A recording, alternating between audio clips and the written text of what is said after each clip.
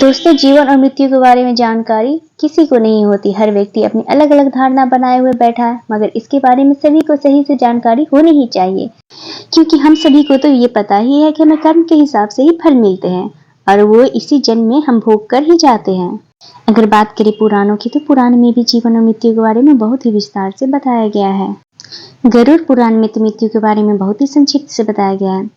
जिस तरह से हर काम को करने के लिए कोई निश्चित समय होता है और व्यक्ति को कब क्या करना है ये सब पहले से ही लिखा होता है, बस ठीक ऐसे ही मृत्यु का भी एक निश्चित समय होता है। जिस वक्त आपकी मृत्यु लिखी होगी उसी वक्त आपको जाना है। इसके अलावा एक और मृत्यु के बारे में आप सभी ने अवश्य सुना होगा, जिसे अकाल मृत्यु कहते हैं। अक्सर आपके आसपास के लोग अकाल मृत्यु के बारे में बातें तो किया करते होंगे। क्या आपको पता है कि अकाल मृत्यु आखिर होता क्या है, और जब किसी व्यक्ति की अकाल मृत्यु हो जाती है तो उसके बाद क्या होता है? अगर नहीं जानते तो हमारे इस वीडियो को पूरे ध्यान से पूरी तरह से देखिए, आपको पता चल जाएगा। इसमें सारी जानकारी दी गई है। तो दोस्तों, अब आगे बढ़ते हैं। अगर हमें ये जानना है कि अकाल मृत्यु होने के बाद क्या होता है, तो उससे पहले हम सभी के लिए ये जानना बेहद जरूरी है कि आखिर ये अकाल मृत्यु होता क्या है।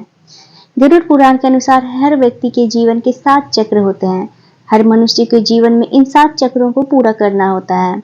अगर कभी कोई मनुष्य इन 7 चक्रों को पूरा नहीं कर पाता है, या फिर कह लीजिए कि वो अकाल मृत्यु को प्राप्त हो जाता है, तो मरने के बाद भी उसे कष्टों से छुटकारा नहीं मिलता है। मनुष्य के मरने के बाद भी ढेर सारे कष्टों को झेलना पड़ता है। गरुड़ पुराण में अकाल मृत्यु के बारे में बताया गया है।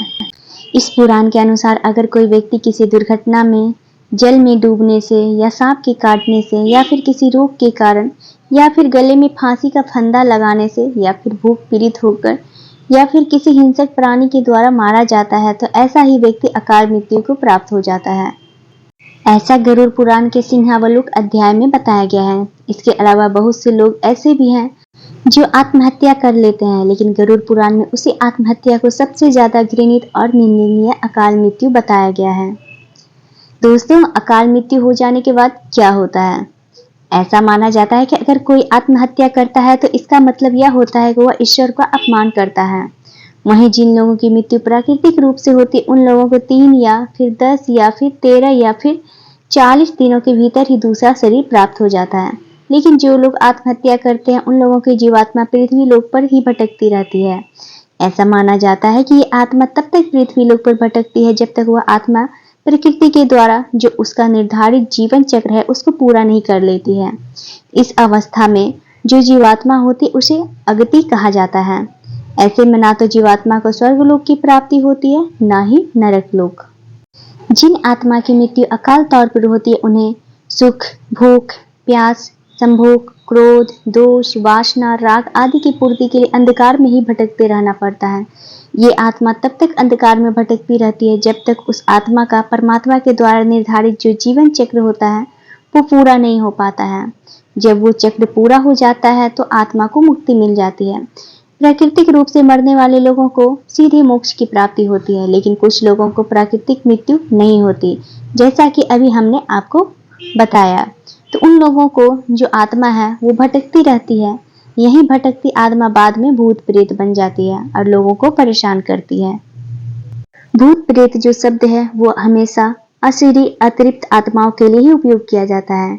इस स्थिति में होता क्या है कि मनुष्य का शरीर तो नष्ट हो जाता है, लेकिन उसकी आत्मा का संसार में बंधन बना ही रहता है।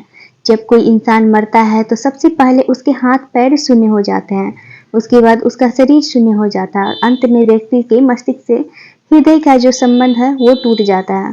फिर जो जीवात्मा होती है वो शरीर से निकल जाती है। जब कोई व्यक्ति जहर खाने से, अचानक चोट लगने से, शरीर के जल जाने से, या फिर किसी अन्य दुर्घटना की वजह से मृत्यु को प्राप्त हो जाता है, तो उन्हीं की आत्माएं जो होती हैं वो भूत प्रेत बन जाती हैं।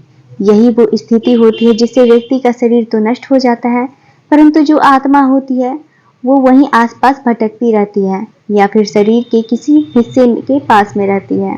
इसके साथ ही आत्मा की जो भी इच्छाएं होती हैं वो भी बनी रहती हैं। लेकिन जैसा कि हम जान ही चुके हैं कि आत्मा के पास शरीर तो होता नहीं है, तो वो उन इच्छाओं को पूरा नहीं कर पाती है। ऐसे में ये आत्माएं अपनी इच्छाओं को पूरा करने के लिए अपने आसपास के व्यक्तियों को कष्ट देना शुरू कर देती है। ऐसा माना जाता है कि इस आत्मा जो प्रेत होते हैं वो इसलिए असंतुष्ट होते हैं क्योंकि उनकी मुक्ति के लिए कोई भी प्रयास लोगों के द्वारा नहीं किए जा रहे होते हैं और लोग अपना जीवन अच्छे से व्यतीत कर रहे होते हैं। यही कारण है कि अकाल मृत्यु हो जाने के बाद जो अतृप्त आत्मा होती है वो अपने कार्यों को पूरा करने के प्रयासों में दूसरे लोगों को शरीर में अपना ठिकाना बना लेती है। और भी ऐसी वीडियो के लिए हमारे चैनल को सब्सक्राइब और हमारे वीडियो को लाइक एंड शेयर करना ना भूलें। धन्यवाद।